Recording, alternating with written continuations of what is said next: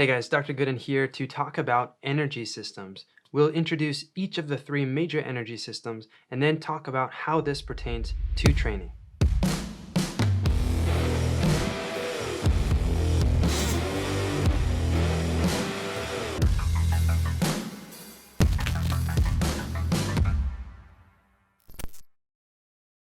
Alright guys, Dr. Jacob Goodin here, Professor of Kinesiology at Point Loma Nazarene University.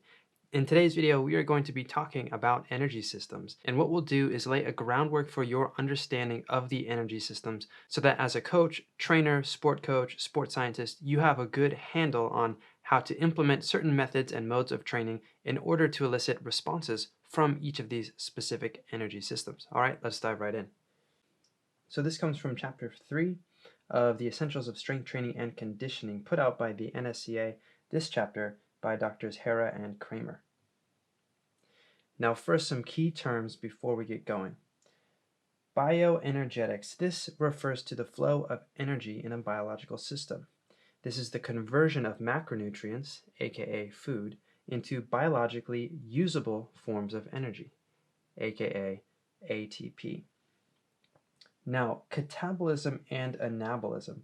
Catabolism is the breakdown of large molecules into smaller molecules, and this is associated with the release of energy. So we break ATP, or adenosine triphosphate, down into ADP and an inorganic phosphate, and thus energy is released. On the other hand, we break complex carbohydrates down into glucose, and then we use that glucose to fuel the resynthesis of ADP and inorganic phosphate into ATP. So on both sides of this equation, we're breaking down things to release energy, whether that's to recombine ATP or whether it's to use that energy stored in ATP to fuel muscle action.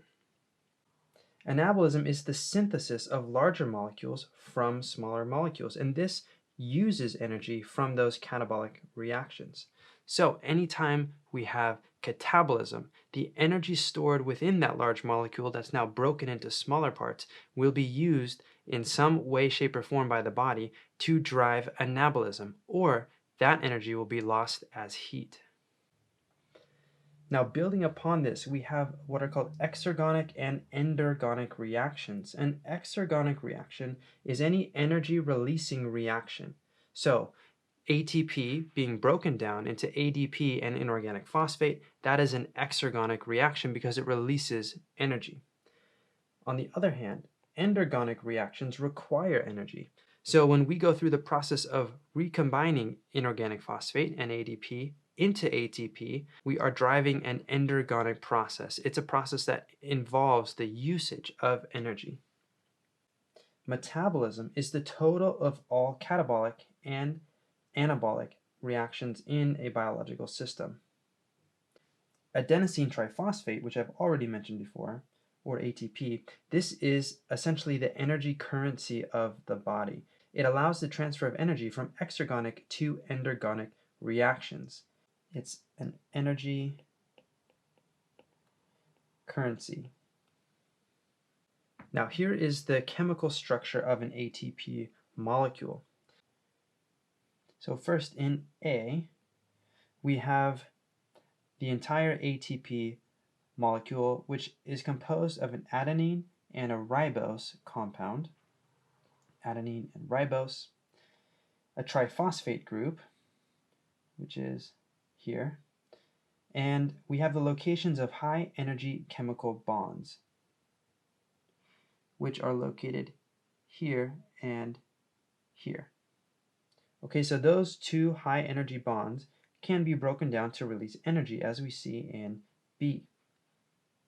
And this is called hydrolysis. The hydrolysis of an ATP breaks the terminal phosphate bond and releases energy in doing so. This energy, right, this is an exergonic reaction. This energy can then be used for an endergonic reaction, or a reaction requiring energy. And we're left with an inorganic phosphate and an ADP, adenosine diphosphate. And finally, we can even break ADP down further and release more energy so that we get AMP, or adenosine monophosphate, plus another inorganic phosphate.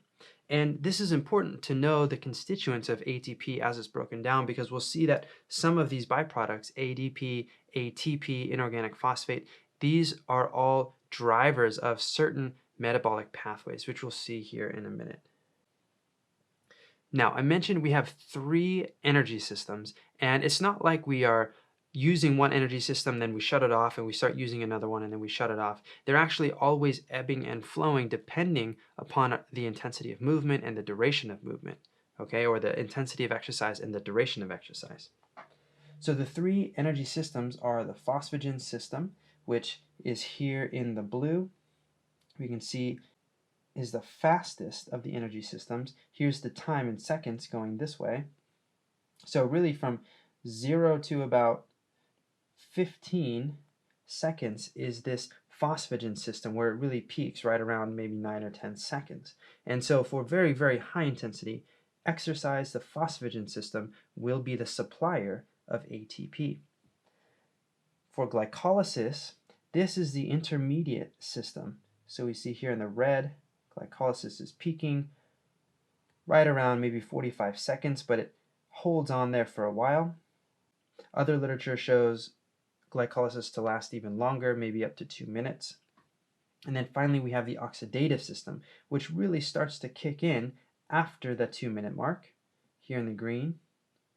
And then as the event or the exercise extends longer and longer, then that oxidative system just continues chugging along and being the primary source of energy.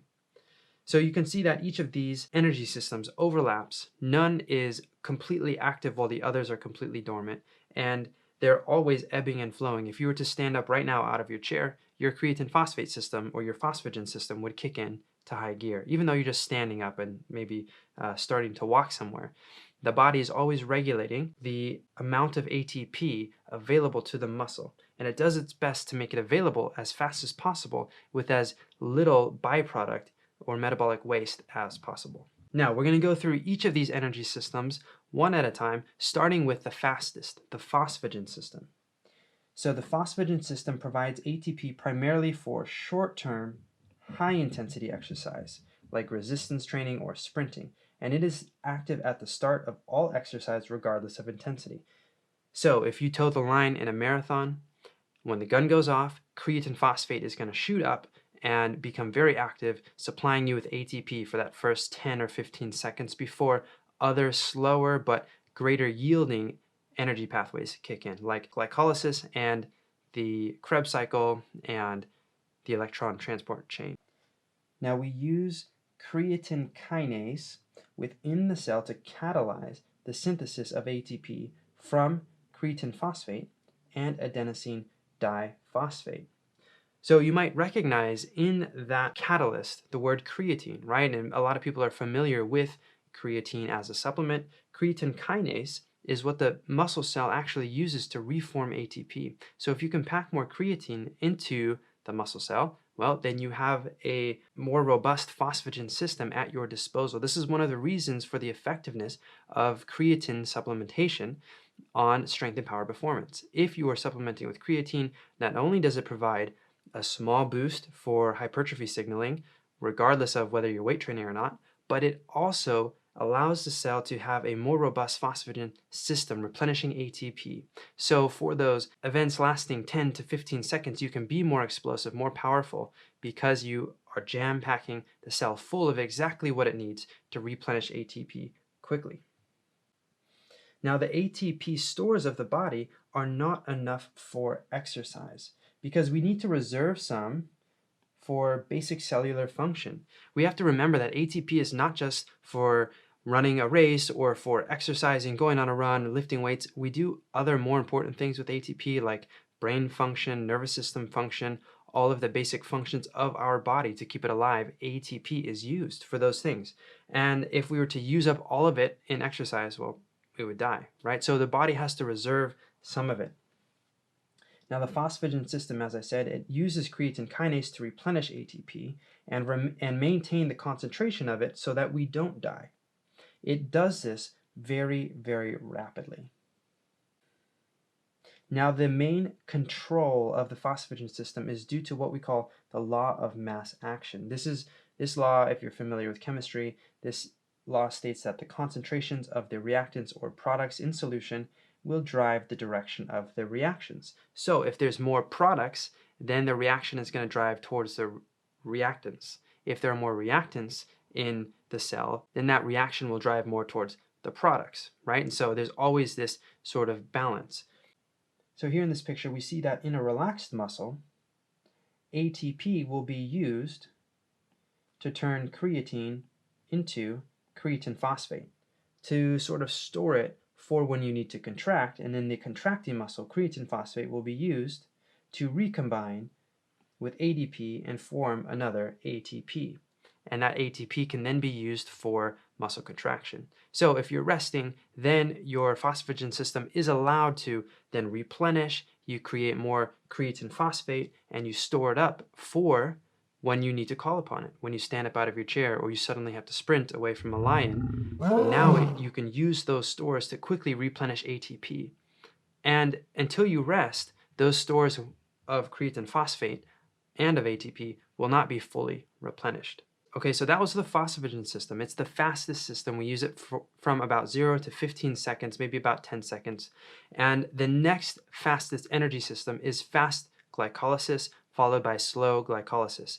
Oftentimes, people refer to both of them just as glycolysis. We'll kind of see the differentiating pathways for when it's considered fast or anaerobic and when it's considered slow or aerobic glycolysis. Okay, so glycolysis is the energy system that uses glucose as the primary substrate. It's the breakdown of carbohydrates, either glycogen, which is glucose stored in the muscle cell, or glucose in the blood. And we use this as the main energy driver to resynthesize ATP. Okay, so here is the pathway for glycolysis. And as future coaches, trainers, strength coaches, we don't necessarily need to memorize all of these pathways, although for exercise physiology, a class that you might be taking right now or taking in the future, you might need to memorize this. But it's not every day that you're out on the soccer pitch and you have to suddenly recall, oh, what was the fourth step of glycolysis? But it is important to understand how all of these things work as a backdrop to the training that you're prescribing to athletes, all right? So in this picture, we start with either blood glucose or muscle glycogen. And this is important because if you start with blood glucose, it actually requires an ATP to get the reaction going, to get to glucose 6-phosphate. If you start from muscle glycogen, you don't need that initial ATP. Now, to go from fructose 6-phosphate, you also need a second ATP. And then now if you started with blood glucose, you've contributed 2 ATP.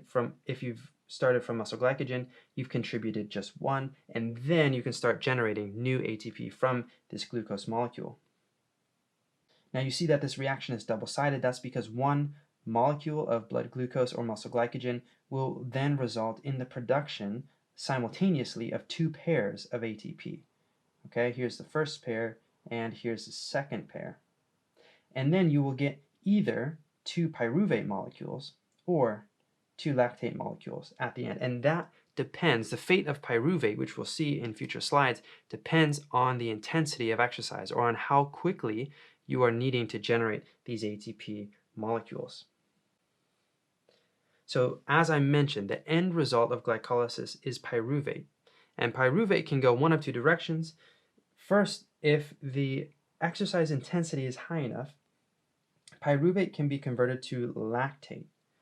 This allows ATP resynthesis to occur at a faster rate, but with limited duration. Now, your muscles cannot keep generating lactate forever. There's a cost to doing so, to replenishing your ATP at such a high rate, and we'll see what that is here in a second.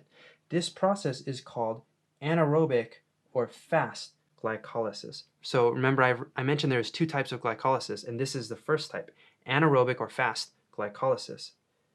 Now, if pyruvate is not turned into lactate, but is instead shuttled into the mitochondria for further oxidation, then we call it aerobic or slow glycolysis. Okay, so in this case, pyruvate is shuttled into the mitochondria to undergo the Krebs cycle or the citric acid cycle.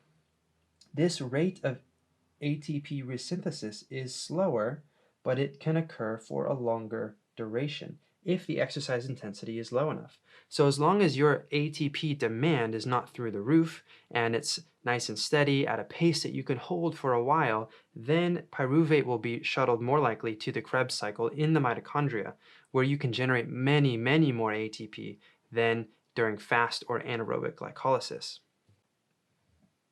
Now, going back to lactate, what do we actually get out of the formation of lactate? Well, if exercise is intense enough, then we have the enzyme lactate dehydrogenase catalyzing the reaction of pyruvate into lactate. And it's important to know the end result is not actually lactic acid. That's actually a misconception. That's a myth. Lactate is not the cause of fatigue. It is not the cause of that burning sensation at the end of a 400-meter or 800-meter run.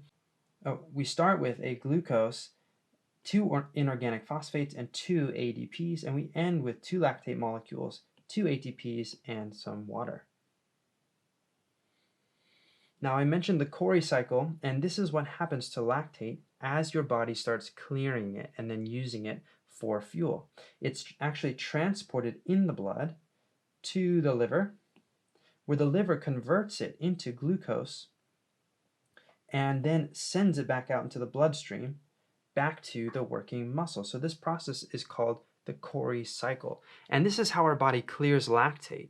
When we talk about the lactate threshold in the next video, we will actually dive deep into the body's response to increasing levels of lactate and how we can train specifically to push that curve out to be able to handle higher levels of lactate, but also to be able to clear lactate faster with the Cori cycle. Now, if glycolysis proceeds into the Krebs cycle, so if you are running at a low enough intensity or exercising at a low enough intensity where pyruvate is allowed to enter the mitochondria, then we see that it is converted into acetyl-CoA. Now, once acetyl-CoA enters the Krebs cycle, now we see the formation of these NADH molecules. Now, the Krebs cycle produces NADH molecules as well as a couple more ATP. So we see here that when the conditions are right, the exercise intensity is not too high. We start with glucose, a couple ADP and inorganic phosphate, 2 NAD molecules, and we end up with 2 pyruvates, 2 ATPs, plus 2 NADH molecules. Now the total yield of fast or anaerobic glycolysis is either 2 or 3 ATP molecules. It's 2 if it comes from blood glucose. It's 3 if it comes from muscle glycogen. And that's all the more reason to make sure that you or your athletes or whoever you're training has topped off their muscle glycogen stores prior to training.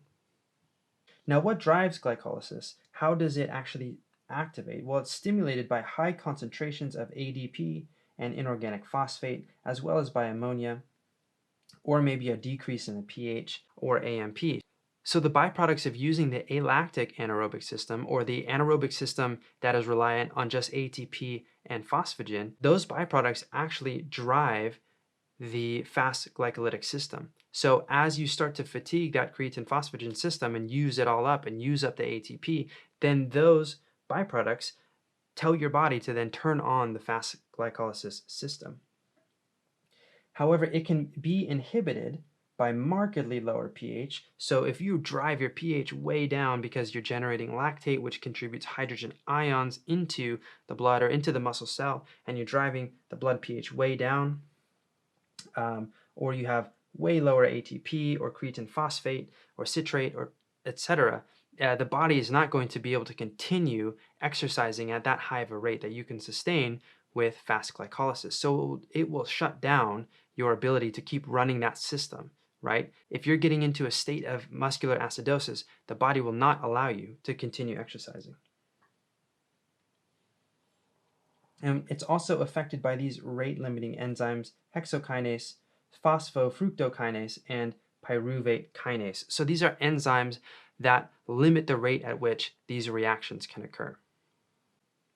Okay, so now let's say that you are exercising at an intensity where pyruvate is shuttled into the mitochondria. So what happens then? Well, this is when the oxidative or aerobic system really comes into play. This is the primary source of ATP at rest and during low intensity activities. So maybe going for a light, easy jog, or in a marathon, or especially an ultra marathon, or perhaps a long walk, exercises like that. Also, during recovery from higher intensity exercise. So let's say you're doing repeated sprints, or you're in a soccer match. Well, in between sprints, your oxidative system will be used to help you recover those other faster energy systems. And it uses primarily carbohydrates and fats as substrates, and your dietary choices can predispose you to either rely more on carbs or more on fats. And the jury is kind of still out as to which one is better. But right now it's looking like carbohydrates are still the winner as far as elite performance goes. Now, the metabolism of blood glucose, as we've mentioned, begins with glycolysis, and it eventually leads to the Krebs cycle. And this is where we have the production of those NADH and FADH molecules. These are, again, hydrogen transport molecules. They take hydrogen atoms or electrons and they bring them to the electron transport chain where oxidative phosphorylation can occur. And we get a ton of ATP molecules from this. Okay, so here's the Krebs cycle. We see pyruvate, which is the end result of glycolysis. And if exercise intensity is low enough, it's converted to acetyl-CoA. You also see that amino acids or fatty acids can enter this Krebs cycle as well. So we don't have to only use glucose. We could also use protein or fats for energy in our oxidative system. And as acetyl-CoA enters this Krebs cycle, we see these hydrogen-carrying molecules being loaded up with hydrogens to then be transported off to the electron transport chain. And here at the electron transport chain, we have a series of step-down reactions that generates a bunch of ATP. Now, as I mentioned, it's not just carbohydrate. We can also oxidize fat. These triglycerides can be stored in fat cells and then broken down by hormone-sensitive lipase, released as free fatty acids, and then they can enter the blood and then be circulated into the muscle fibers.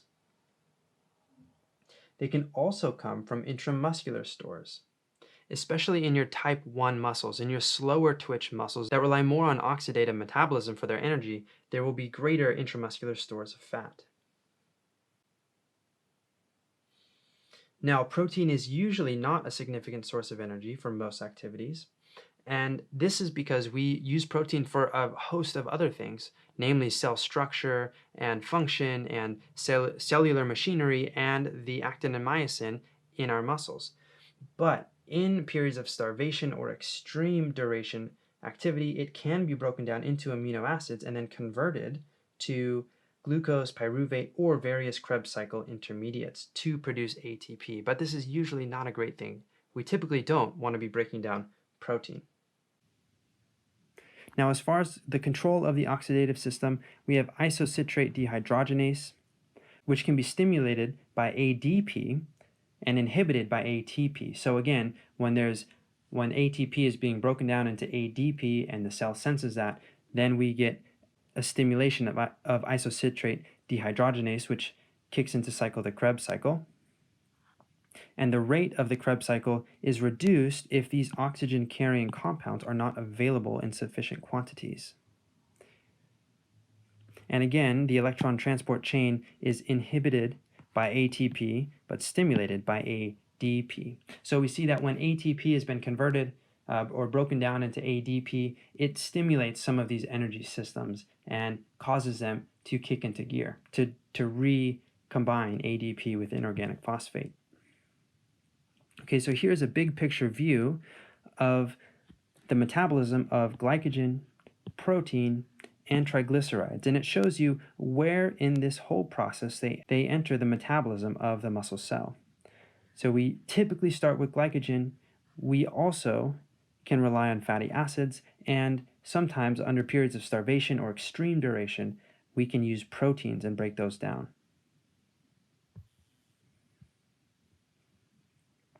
Now, how many ATP are actually generated at each of these levels? Well, in glycolysis, we generate a net of 2 or maybe 3 ATP. 3 if we start from muscle glycogen instead of glucose. Then pyruvate is formed, and we get this reaction where it is turned into acetyl-CoA. And then during the Krebs cycle, we have 2 more ATP produced. So in all of that, we just have 2 ATP.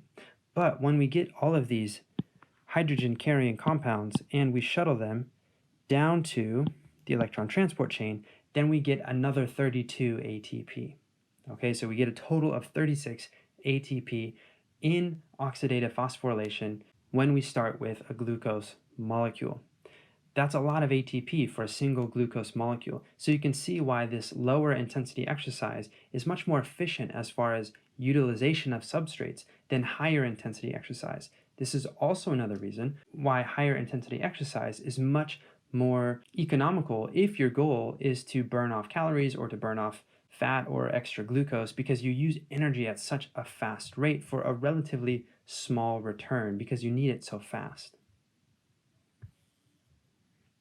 Now, the key point here is that in general, there is an inverse relationship between a given energy system's maximum rate of ATP production, so the ATP produced per unit of time, and the total amount of ATP that it is capable of producing over time. Okay, so if we were to draw a graph, and this is the rate of ATP production, and this is the duration. The faster the rate, the lower the duration. It might look something like this, where this leftmost point is the Phosphagen system. This middle point is fast glycolysis. And this is oxidative phosphorylation.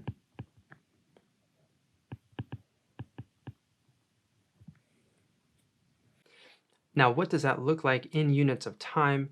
Well, here we have this table from the textbook, and we can see that 0 to 6 seconds, so this is like a shot put or a clean and jerk or a snatch.